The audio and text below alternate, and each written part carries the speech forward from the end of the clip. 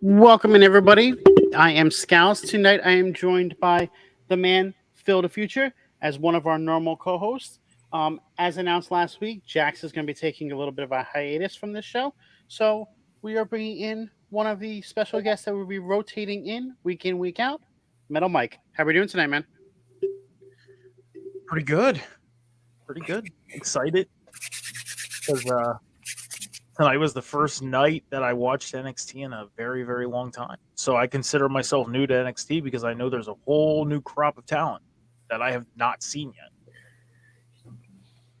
Yep. I mean, knowing that this is like your first time in, all we got to say now is welcome to the ride.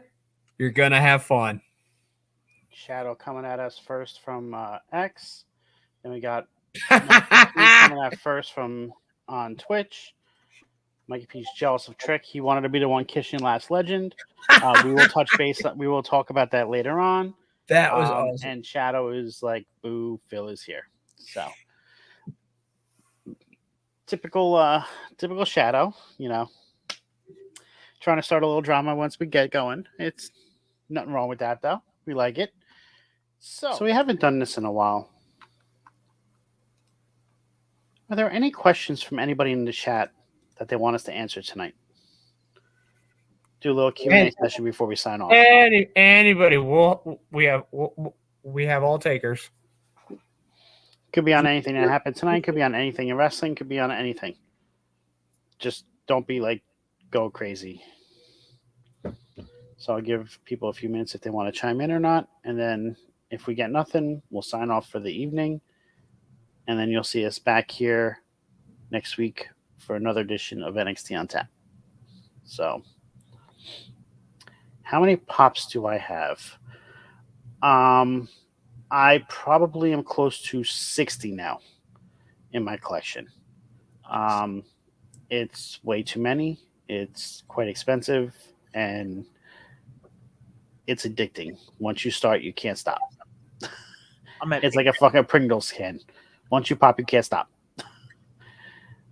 When I first started my collection of pops years ago when they came out, I would just pick up any one and every one to throw on my shelf because they were so new and popular.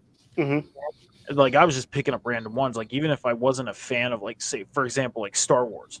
At the time, I wasn't a fan of Star Wars, but I'd still pick one up. I had about 250, 260, and I was like, you know what? I want to start doing the like whole completing collection thing. So I offloaded all of them and started over. And now I just pick up ones that I want, and I only have 8. So be careful with that, Cam. Because like I said, once you start, you can't stop. In regards to mini belts, I currently have 5, 6, 7. I have 7 mini belts as well. Because I don't have room to store regular size belts outside of the one me and Shadow had specifically made for us, the off the top belt. So I collect mini belts because they're easier to display. And they cost about a fifth of the price. It all depends on which one. Like ones that are going away, the ones right now they're on sale. They're like 40, 45, $50. Some of them, like special edition ones, are like 100 something, and like the newer ones are like 70. Oh, okay. New to this It's world. a great question from New to this world. Talents, would you rank this NXT group when compared to the Black and Gold days? So, if we're comparing it based off of their talent, I think this group of wrestlers right now in NXT can be comparable to that grouping there. Do they have the ability to do what they did? Not yet, because they don't have the experience to do so. So NXT Black and Gold was ahead on the experience factor, but I think talent is very comparable to what Black and Gold was. When NXT Black and Gold first started, you had a lot of like indie stars that kind of made their way through the indie scene that got signed So they had experience coming in. To a lot of the talent now, they're coming in kind of brand new. Is that I a mean, fair? you still have some people that have indie experience, like Yeah. Mello was on the indie scene, um, Braun Breaker was on the indie scene. So you have some people that have that, but then you have like Obafemi, who was an NIL contract signee. You Yeah. have Trick Williams, who was a signee. Like you have all these people that don't have much experience and are now evolving and getting better by training, wrestling on TV, everything else. Perfect example of that, Tiffany Stratton on the main roster. She's been wrestling less than 2 years. And look Yep. at what she's doing right now. If, Good. if I had to pick out of this crop of talent right now, as it sits today, this being my first NXT show in nearly almost 4 years, if I had to pick at least one or two talents that I could see being stars in the future on the women's side, Roxanne Perez. I could see her being a star in the women's division in the future. In the men's, Obafemi gave me that instant, like, he can be a star as he goes along. So one of those is an indie talent, the other one is a homegrown. So, because Roxanne was Roxy over in I forget what She was in Ring of Honor. She was the first of Honor. woman. She was the first Women of Honor champion. Okay. Kim says, do we think we see a multi-man ladder match as Stand delivered for the NXT North American Championship? I don't think we do. I think we get a straight up one-on-one of Oba versus Dijak is what I think it's going to. If they don't get away from Dijak and Gacy, it could turn into a multi-man ladder match, which I would be all for. I think there should be a ladder match on every day of WrestleMania because that's where the ladder match was introduced with HBK and Razor Ramon, and it needs to be a memorial. They need to do it every year at least. That's my thoughts on it, and I'll keep saying that till somebody finally hears me and does it. And it seems like they tried to do it back at, like we had the Money in the Bank ladder match that was originally on WrestleMania, but that only lasted, 3 or 4 years, and then it became its own pay-per-view. And then you jump ahead to WrestleMania 31, and we had the multi-man ladder match for the Intercontinental title. Mm-hmm. And then the following year, we had the same thing when Zack Ryder won, but then at 33, we had the tag belts. And then once we got to 34, we didn't have a multi-man ladder match. It's been about... Well, we had one at 37.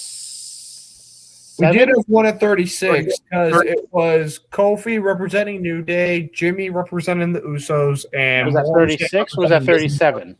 36 in the Performance Center was for the tag belts, but not both members of the tag teams were just one member. Yeah, it was a representative from each one. Because it was supposed to be... Yeah, it was 36. Yeah. Another good question from New to This World. Who's the talent from the main roster that you believe would benefit from seasoning by being in NXT? Ooh.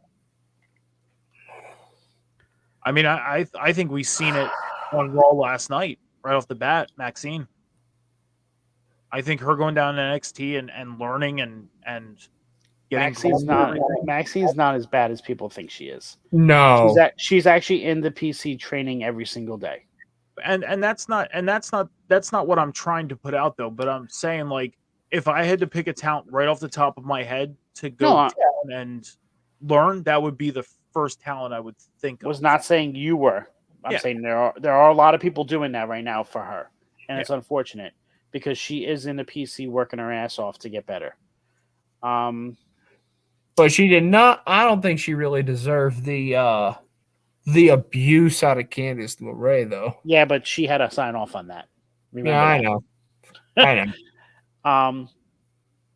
I think they did well with putting Dominic down there a little bit last year. I think that helped him get better. Agree. Baron Corbin didn't need to go down there, but it's helped resurrect his career. Finn Balor went down there. It helped resurrect his career. I don't know. I really don't know who would be good down there. I mean, Maybe send Austin Theory back down there to get people to like him again and get away from this character that he had by coming up to the main roster, like as like a reset, not necessarily to get seasoning, but just to get a reset so people remember what he could do. well, like you said with Reset, what about somebody like a Ricochet? They did that last year with Ricochet. He went down there, he competed for the North American Championship against Wes Lee. I really thought he was going to win it during that feud with him. That was amazing. Oh, speaking of Wes Lee, how long has he been out now? Could be coming back soon. Yeah. Maybe around halfway through the year, around June. That's actually not a bad idea. Put them down there, help them get built up, so this way they can actually Ashanti Adonis compete in that tag division. That's a good call. Definitely. But I think that's all the time we have for tonight, fellas. So let's get on set and close out this tab. Mike, where can we find you? Yeah, all across the socials, X, TikTok, Instagram. I'm gonna get my Twitch channel up and going soon. But Metal Mike 714 all across the socials, you can find me. And as far as on the network here, I'm gonna just keep this short and sweet. Next time I'm gonna be on the network is tomorrow night for a special edition of Rivet City Red Zone, starting at 6 p.m. Eastern Standard Time, talking about everything that's been going on with NFL free agency. And then later on tomorrow night, right after AEW Dynamite, you can catch me on the Boom with Cam and Phil at 10:15 p.m. Eastern Standard Time as we react to AEW Dynamite. And also, I write Philadelphia Eagles content for Last Word on Sports. My latest article got published. You can check it out. It is part one of a two-part article on who I think the Eagles can sign from free agency. And the link is on my link tree. Just look up Metal Mike 714 on Linktree. Phil? Alrighty then. So for those of y'all who have stayed around to the end and still love seeing this beautiful face grace your screen, check me out on Twitter, IG, TikTok, Twitch, YouTube, whole 9 yards. You can find me every week here on Tuesday for NXT on Tap, and whenever Boss Bitch Trivia Hour starting up again, you'll see me there too, as I am your reigning and defending Boss Bitch Trivia champion, and am willing to defend my title against any and all up and coming opponents. I'm sorry, Will. I meant this. I should have said no free shoutouts. I am Scalz. You can find me here on Off the Top Media on both Twitch and YouTube, as well as Off the Top Media _ on TikTok, Twitter, and Instagram. I am the host for NXT on Tap every Tuesday. I am also the host for Friday Night Review every Friday, which goes on right after SmackDown. Thank you for the bits. Thank you for the biddies, new to this world. In addition, we do have our Patreon that is going on right now. It is 3 different tiers that we offer. The first tier is our $2 tier. It gets you the Delicious as Fuck cookbook. It gets you all of our shows ad-free. The next tier up is our $5 tier. It gets everything that's going on from the $2 tier. Plus, you get exclusive episodes. You'll be able to see the after parties that are happening on some of the shows. And then you have the $10 tier where you can get everything else that's included, as well as the watch along with Phil and Jax as they do the different shows from like similar things that they do on Nerdy News. We'll just put in the chat that they will be releasing a new recipe tomorrow for collard greens. So if you love those, make sure you go sign up to Patreon. Link is scrolling across the bottom. I'll throw it in the chat as well for anybody that is here and wants to do it. Also, in the $10 tier, if you do subscribe to that, you actually get a special role in the Discord, and it sends you into the VIP lounge where you can sit and chat with all the hosts that are on the network.